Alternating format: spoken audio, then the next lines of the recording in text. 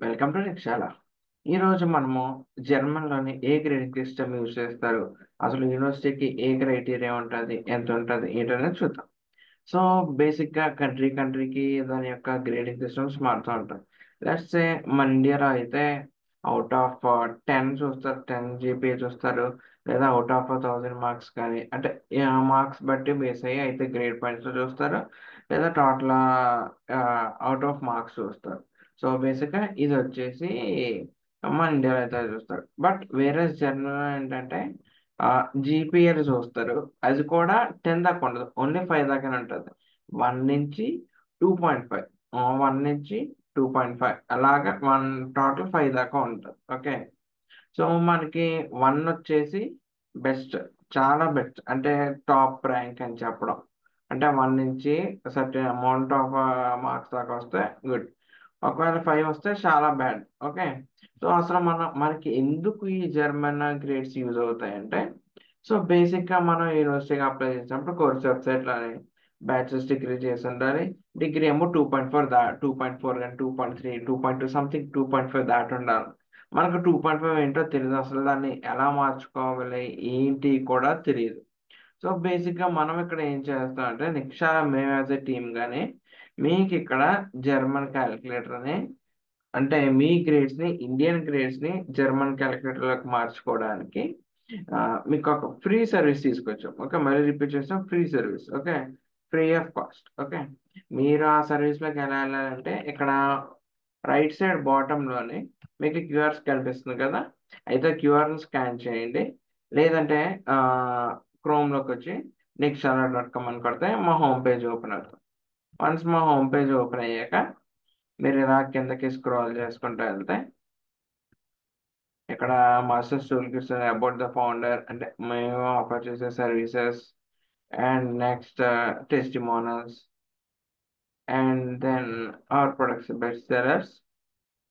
తర్వాత వచ్చేసి కింద ఇక్కడ చూడొచ్చు కదా, మీరు రెడీమేడ్ షార్ట్ లిస్టింగ్ ఉంటుంది, German courses, free German resources, university statement of purpose, student colleagues job. ఇక్కడ చూడండి జర్మన్ క్యాలిక్యులేటర్. సో మనం ఫస్ట్ ఆఫ్ ఆల్ దీన్ని క్లిక్ చేస్తే మనం వేరే పేజ్కి రీడైరెక్ట్ అవుతాం, నెక్స్ట్ జర్మన్ క్యాలిక్యులేటర్ పేజ్కి. అంటే ఇక్కడ చూడొచ్చు ఇది ఏంటి, అసలు ఎందుకు యూజ్ అవుతుంది ఏంటి అనేది చూస్తే, ఇది ఫ్రీక్వెంట్ అసలు జర్మన్ గ్రేడింగ్ సిస్టమ్ అంటే ఏంటి, 1 అనేది గుడ్, 5 సఫిషియెంట్ కాదు అన్నట్టు.